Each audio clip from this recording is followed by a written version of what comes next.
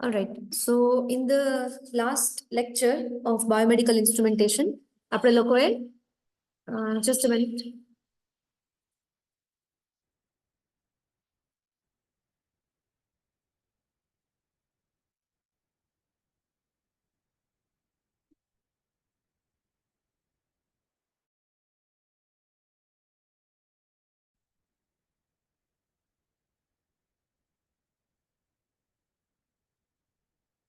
Am I audible? I'm sorry, મારે થોડોક internet problem છે એટલા માટે મીટિંગ ડ્રોપ થઈ ગઈ હતી. Am I audible? અવાજ આવે છે?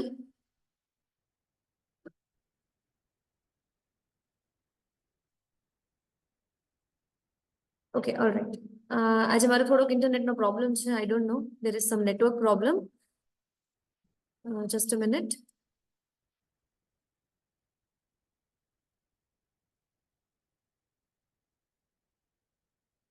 All right, I hope my screen is visible now.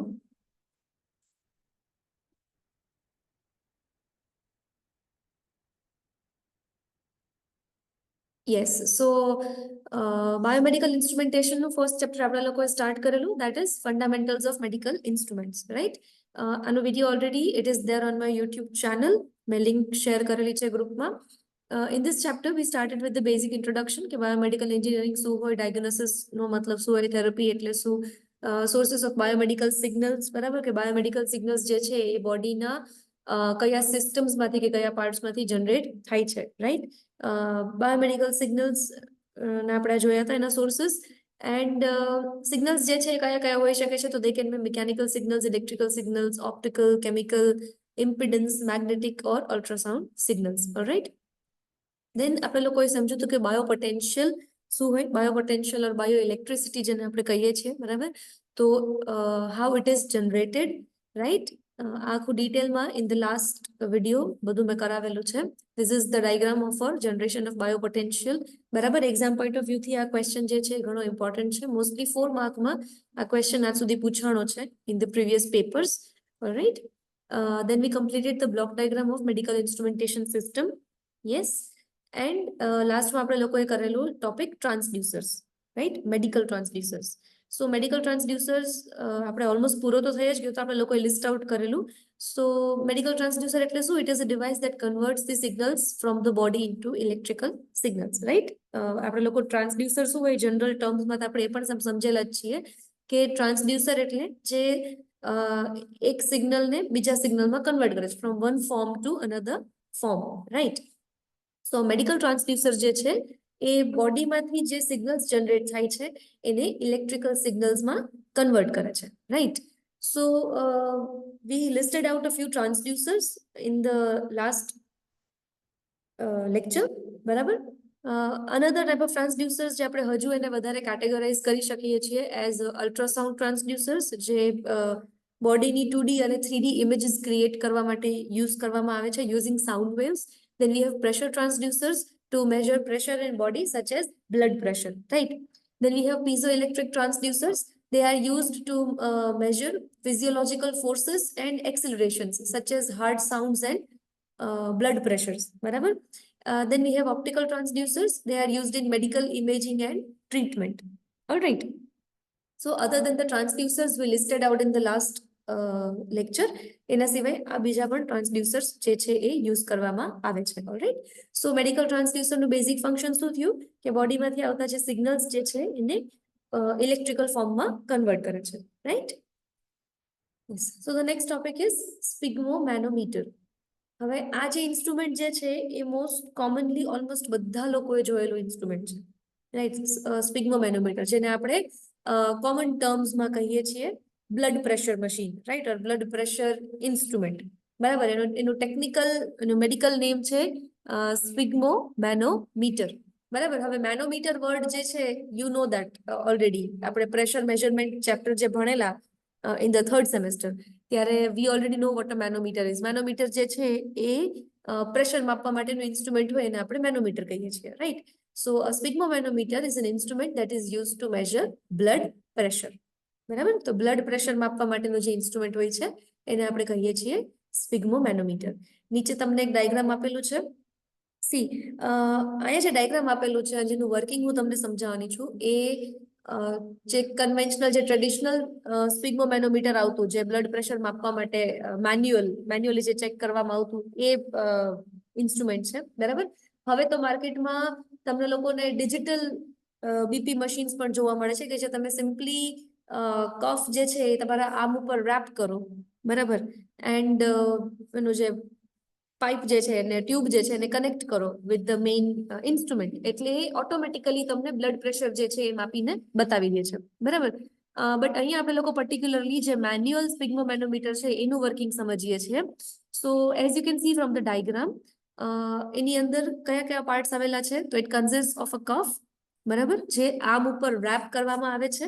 જે તમારો લેફ્ટ હેન્ડ હોય છે એમાં અબવ ધી એલ્બો કોણીની ઉપરના ભાગે જે મેઇન આર્ટરી જ્યાંથી જતી હોય છે એની ઉપર પેલા આર્મ ઉપર આને રેપ કરવામાં આવે છે ઓન ધ લેફ્ટ હેન્ડ બરાબર.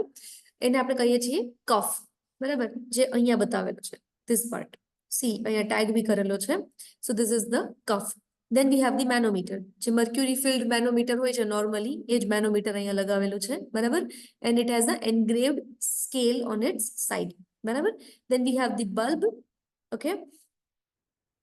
બલ્બ જે છે એ મેન્યુઅલી પંપ કરવા માટે યુઝ કરવામાં આવે છે બરાબર જેને આપણે રબર પંપ પણ કહીએ છીએ.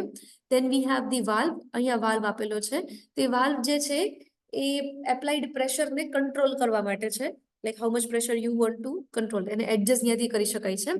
એન્ડ લાસ્ટમાં છે ટ્યુબિંગ જે આજે આખું સેક્શન જે છે જ્યાંથી તમે બેઝિકલી પ્રેશર એપ્લાય કરો છો એને ટ્રાન્સમિશન માટેનો જે પાથ છે દેટ ઇઝ ધ ટ્યુબિંગ ઓલરાઈટ. આ એના બેઝિક પાર્ટ્સ છે.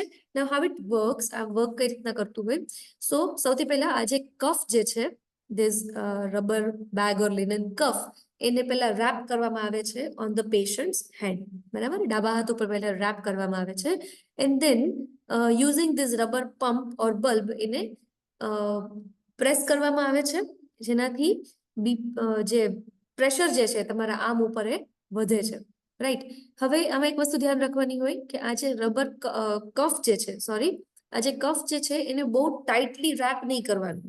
It should be comfortable for the person બરાબર એવી રીતના હોવું જોઈએ કે જ્યારે પ્રેશર વધે તો એનાથી જે પેશન્ટ છે જે પર્સન છે એ અનઇઝી ફીલ ના કરવા માટે બરાબર. તો પેલા આને અહીંયાથી પ્રેશર કરવામાં આવે છે પછી ધીમે ધીમે જે સ્કેલ ઉપર રીડિંગ જે છે મેનોમીટરનું જે મર્ક્યુરી જે છે એને 180 mmHg mmHg we know it is the unit for pressure right. તો 180 mmHg સુધી એને વધારવા દેવામાં આવે છે. પછી ધીમે ધીમે આ જે સ્ક્રૂ જે છે એડજસ્ટિંગ સ્ક્રૂ જે છે ઓર વાલ્વ જે છે એને ધીમે ધીમે ખોલવામાં આવે છે બરાબર. નાઉ વોટ ધ ડોક્ટર ડઝ કે એ એની સાથે સાથે સ્ટેથોસ્કોપ જે છે એ બી રાખે છે so that they can here the heartbeat right.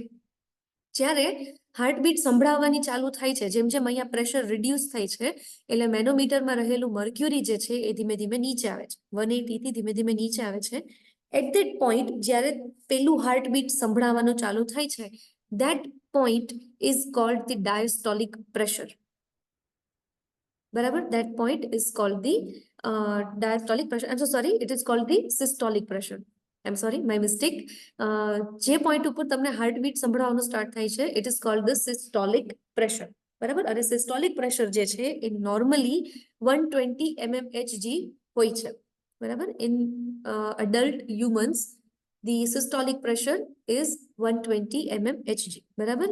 And પછી પાછું અગેન આ જે વાલ્વ જે છે એને હજુ વધારે ઓપન કરવામાં આવે છે એન્ડ એટ ધ પોઈન્ટ જ્યારે તમને હાર્ટબીટ સંભળાવવાની બંધ થઈ જાય છે that point is called the diastolic pressure બરાબર જેની નોર્મલ વેલ્યુ હોય છે 80 mmHg બરાબર. so this is how we get the standard blood pressure that is 120/80 mmHg all right. So the systolic pressure is less than 120 mmHg and the diastolic pressure is less than 80 mmHg. Now you will question, okay, ma'am, what is systolic pressure and what is diastolic pressure? See, આ બધા બહુ medical terms છે. આપણે it is not important for us to remember that, but આ કેવી વસ્તુ છે કે તમને તમારા એક્ઝામમાં તમે લખશો તો બી બરાબર છે પણ એના સિવાય તમને આ વસ્તુ ખ્યાલ હોવી જોઈએ. Right. So it is important to know these things. કદાચ તમારા ઘરમાં બી કોઈને બીપી નો કે કઈ પ્રોબ્લેમ હોય તો if you know this things કે બ્લડ પ્રેશર સ્ટાન્ડર્ડ કેટલું હોવું જોઈએ, કેટલું હોય તો એને હાઇપરટેન્શન કહેવાય, કેટલું હોય તો it can indicate sum kind of medical problem. તો એ જો તમને ખ્યાલ હોય તો ક્યારે તમારે મેડિકલ હેલ્પ સીક કરવી, ક્યારે તમારે કોઈ ડોક્ટર પાસે જવું હોય તમને વધારે આઈડિયા આવે, right? Alright. So systolic pressure is the maximum blood pressure during the contraction of ventricles, and diastolic pressure is the minimum pressure recorded just prior to the next contraction. આનો simple મતલબ શું થયો કે તમારું જે heart જે છે એના વેન્ટ્રિકલ્સ જ્યારે કોન્ટ્રાક્ટ થતા હશે, બરાબર, મતલબ જ્યારે એ કમ્પ્રેસ થતા હશે, એટ ધ ટાઈમ જે પ્રેશર હોય છે that pressure is called the systolic pressure. અને જ્યારે વેન્ટ્રિકલ્સ રિલેક્સ્ડ હોય છે ત્યારે જે પ્રેશર મેજર કરીએ છીએ, આ જે લોઅર લિમિટ છે ને 80 mmHg, that is called the diastolic pressure, બરાબર. Anything above is called blood pressure, બરાબર. બ્લડ પ્રેશરમાં બી પછી સ્ટેજીસ હોય છે 1, 2 અને એવી રીતના, but that is not a part of our syllabus. Normally the standard blood pressure is 120/80 mmHg. Alright. So systolic pressure ક્યારે હોય? જ્યારે તમારા વેન્ટ્રિકલ્સ, હાર્ટ જે છે એના 4 ચેમ્બર્સ હોય છે, રાઈટ? ઉપરના જે 2 ચેમ્બર હોઈએ છે એને આપણે કહીએ છીએ એટ્રિયમ, બરાબર, અને નીચેના જે છે એને આપણે કહીએ છીએ વેન્ટ્રિકલ્સ, બરાબર. તો જે એટ્રિયમ જે છે એ ઉપરના ચેમ્બર્સ અને વેન્ટ્રિકલ્સ જે છે એ નીચેના ચેમ્બર્સ. તો જ્યારે વેન્ટ્રિકલ્સ કોન્ટ્રાક્ટ થતા હોય, મતલબ you are getting the maximum pressure is this systolic pressure, that is any normal value શું હોય છે 120, and diastolic pressure when the ventricles are relaxed, એને that is the bottom value જે છે 80 mmHg, બરાબર. Now this can vary depending on age as well, બરાબર. એજ ના according પણ આમાં અમુક વેરિએશન હોય છે, but this is the standard blood pressure reading, બરાબર. So this is how a sphygmomanometer works. એક્ઝામમાં ઘણી વાર ક્વેશ્ચન 3 or 4 માર્ક્સમાં પૂછાઈ જાય છે, બરાબર. ઇન યોર મટીરિયલ કદાચ થોડુંક ડિફરન્ટ ડાયગ્રામ આપેલું હોય, that is also fine. તમને કદાચ આ ફાવે તમે આ ડ્રો કરો, તમને પેલું ડાયગ્રામ ફાવે તો તમે એ પણ ડ્રો કરી શકો છો, that's not a problem. All right. So this is about sphygmomanometer. Yes. Now one of the last topics of this chapter, classification of medical instruments based on different categories, બરાબર. તો આપણે પાસે અહીં અલગ અલગ કેટેગરીઝ છે જેમાં આપણે મેડિકલ ઇન્સ્ટ્રુમેન્ટ્સને ડિવાઈડ કરી શકીએ છીએ, બરાબર. So first of them is classification of medical instruments based on different departments of hospital, બરાબર. હવે કોઈ પણ હોસ્પિટલમાં તમે વિઝિટ કરશો, if it specially if it is a multi speciality hospital, કે પછી ખાલી તમે કોઈ સિવિલ હોસ્પિટલમાં બી જતા રહો, તો you will see there are different departments for different illnesses and different problems, બરાબર. અલગ અલગ બીમારીઓ માટે કે પછી બોડીના અલગ અલગ ભાગ માટે અલગ અલગ ડિપાર્ટમેન્ટ હોય છે હોસ્પિટલ્સમાં, right? So the different departments of hospital are department of psychology, બરાબર, department of cardiology, department of pathology, department of radiology and department of ICCU, બરાબર. હવે આ બધાના વિશે થોડુંક ડિટેલમાં વાત કરીએ કે સૌથી પહેલા તો ડિપાર્ટમેન્ટ ઓફ સાયકોલોજી. સાયકોલોજી મતલબ તમારું બ્રેન અને નર્વસ સિસ્ટમને લગતા જેટલા બી ઇન્સ્ટ્રુમેન્ટ હશે એ બધા કયા ડિપાર્ટમેન્ટમાં આવશે? તો કે ડિપાર્ટમેન્ટ ઓફ સાયકોલોજી, બરાબર. બ્રેન અને બ્રેનને લગતા તમારું નર્વસ સિસ્ટમ જે છે, ચેતાતંત્ર, એને રિલેટેડ જેટલા બી ઇન્સ્ટ્રુમેન્ટ હશે, બ્રેનની બીમારીઓને લગતા જેટલા બી ઇન્સ્ટ્રુમેન્ટ હશે એ બધા કેમાં આવશે? In the department of psychology, બરાબર. ફોર એક્ઝામ્પલ EEG મશીન, ઇલેક્ટ્રોએન્સેફેલોગ્રામ, બરાબર. તો આ જે ઇન્સ્ટ્રુમેન્ટ જે છે એ કેમાં આવે છે? ડિપાર્ટમેન્ટ ઓફ સાયકોલોજી, બરાબર. Then we have the department of cardiology. Now the word cardio word જ્યારે પણ આવે ત્યારે સમજી લેવાનું કે it is something related to heart, બરાબર. તો હાર્ટ અને જે આખું બ્લડ સર્ક્યુલેટરી સિસ્ટમ જે છે આખી, બરાબર, તો એને લગતા જેટલા બી ઇન્સ્ટ્રુમેન્ટ છે એ કેમાં આવે? Department of cardiology. For example ECG machine, electrocardiograph, બરાબર. Then we have phonocardiograph. Alright. તો આ બધા જે ઇન્સ્ટ્રુમેન્ટ જે છે જે હાર્ટને લગતા છે એ બધા કેમાં આવશે? Department of cardiology. હમણાં આપણે જે સ્પિગ્મોમેનોમીટર સમજ્યા એ પણ આવશે ડિપાર્ટમેન્ટ ઓફ કાર્ડિયોલોજીમાં, બરાબર. ઓલરાઈટ. સો જેટલા બી ઇન્સ્ટ્રુમેન્ટ છે જે બ્લડ સર્ક્યુલેટરી સિસ્ટમ અને હાર્ટને લગતા છે એ બધા કેમાં આવશે? Department of cardiology. Then we have the department of pathology. Pathology word જ્યારે આવે ત્યારે સમજી જવાનું કે જે બ્લડ ટેસ્ટ, યુરિન ટેસ્ટ, આ બધા ડિફરન્ટ ટાઈપના ટેસ્ટ કરવામાં આવતા હોય છે, જે પેથોલોજીકલ ટેસ્ટ હોય છે, બરાબર. એ બધા ઇન્સ્ટ્રુમેન્ટ કેમ આવશે? Department of pathology. So in that we have the blood cell counter, બરાબર.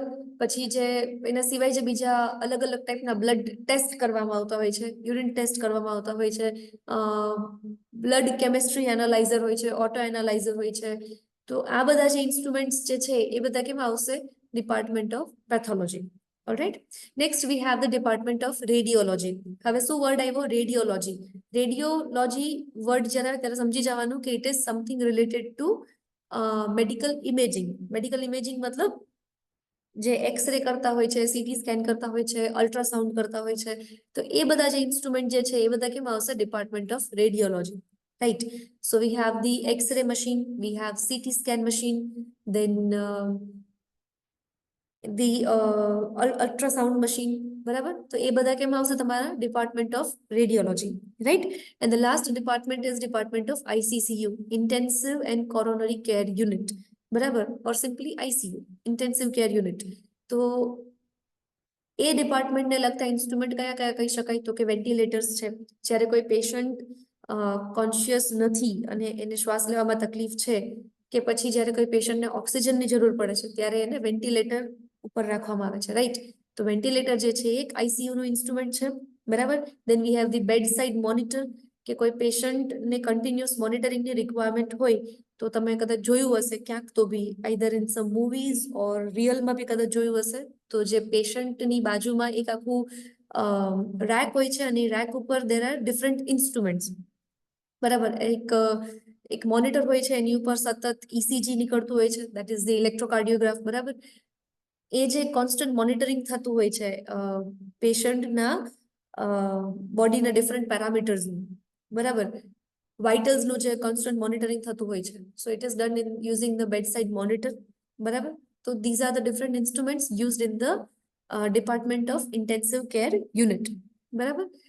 મટીરિયલની અંદર તમને લોકોને આ બધા જે ડિપાર્ટમેન્ટનું જે ક્લાસિફિકેશન છે એમાં હરેકની નીચે એના ઇન્સ્ટ્રુમેન્ટ્સ પણ લિસ્ટ આઉટ કરીને બતાવેલા છે. બરાબર. સો this are the different department of hospital અને એના બેઝિસ ઉપર અલગ અલગ instruments. Right.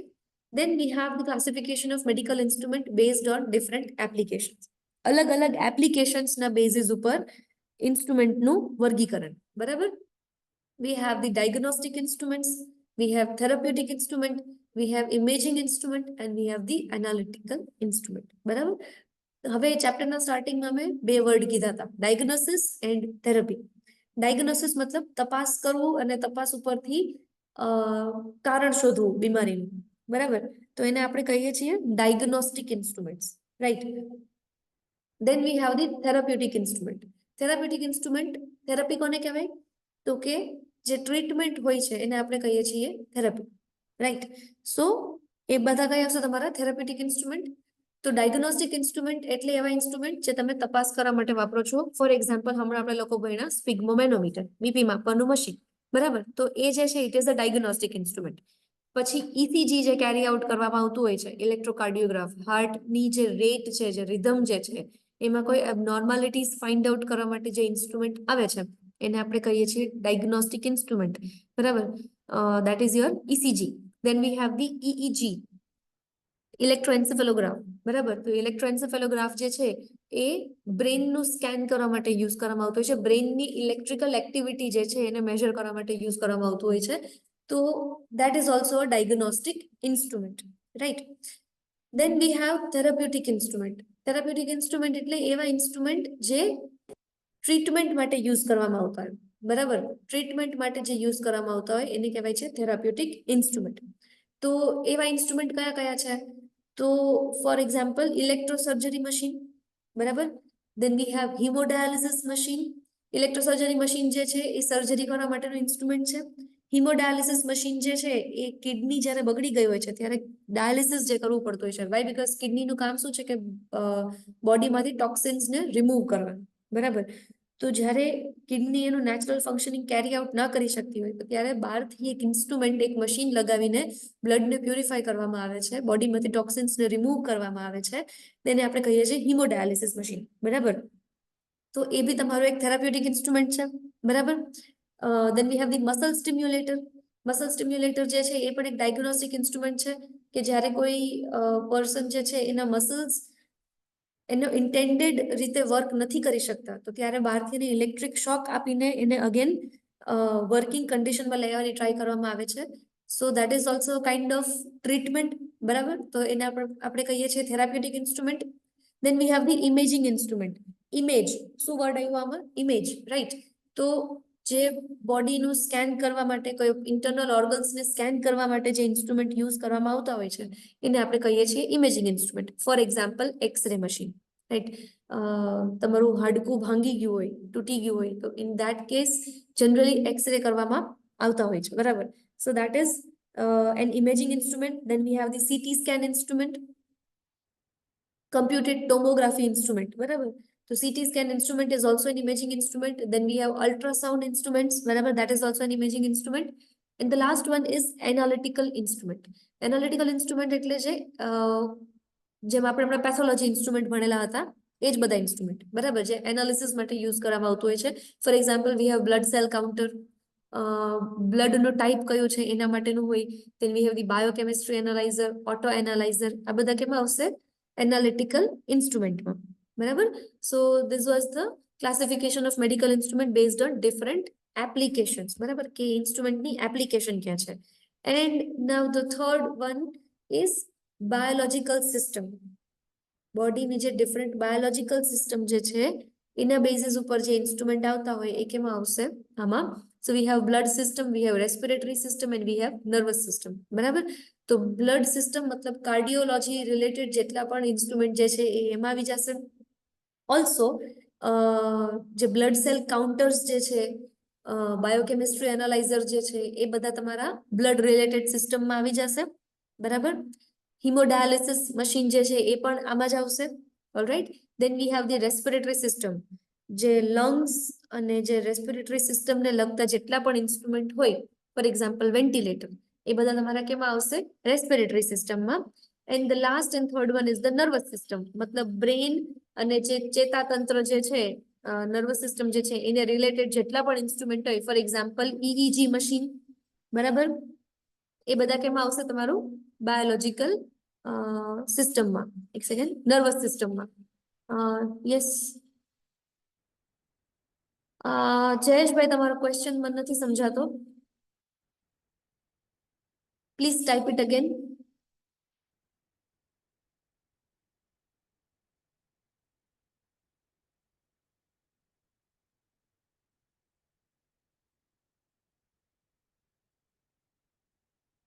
Jayeshbhai, your question is not clear. Please type it again.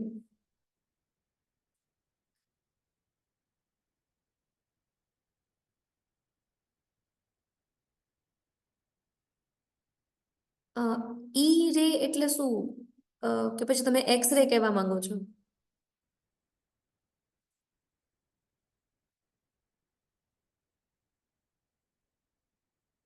X-ray, okay. Yes. No, as સચ એવા કોઈ ડેમેજ નથી થતું હોતું એક્સ-રે થી. સી, આ જે બધા રેઝ હોય છે ને, એક્સ-રે છે કે પછી અલ્ટ્રાસાઉન્ડ જે છે, એ બધા જો બહુ લોંગ ટર્મ એક્સપોઝર હોય તમારા બોડી ઉપર, દેન એનાથી કોઈ ડેમેજ કે કોઈ પ્રોબ્લેમ થઈ શકે છે. But for example it's not like કે તમે એવરી ડે એક્સ-રે કરાવવાના છો, રાઈટ. તો એનાથી તમારા બોડીને કોઈ ડેમેજ થાય નહીં. If you are exposed to these rays for a longer period of time, જો બહુ લાંબા સમય સુધી તમારું બોડી એના કોન્ટેક્ટમાં આવે છે, તો there are chances that you might have some problem. But એના સિવાય આનાથી કંઈ થતું છે નહીં, મતલબ it is medically safe. X-rays જે છે એનો યુઝ મેડિકલી સેફ છે. બહુ long duration of exposure to these rays can be dangerous or can be damaging. પણ for a shorter period of time, for example ખાલી એક એક્સરે કાઢવામાં કેટલી વાર લાગે? બહુ ઓછી વાર હોય છે, રાઈટ. અને તમે કેટલી વાર કરાવતા હો છો એક્સરે? તો એનાથી એઝ સચ એવું કંઈ નુકસાન થતું નથી.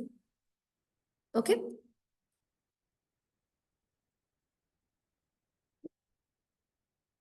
Alright, so I hope this is clear. હવે આના સિવાય કોઈને કઈ ક્વેશ્ચન છે?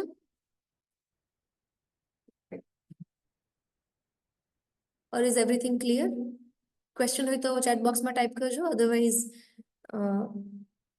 નો કહી દો.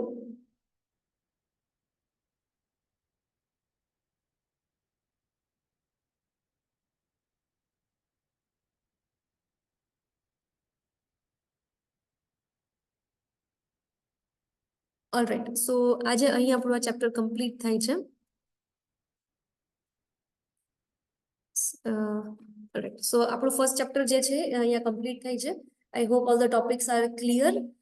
છતાં બી તમને કઈ ડાઉટ હોય તો તમે પૂછી શકો છો. એન્ડ નેક્સ્ટ લેક્ચરમાં આપણે લોકો સેકન્ડ ચેપ્ટર સ્ટાર્ટ કરશું. Alright, you can live the meeting. Thank you.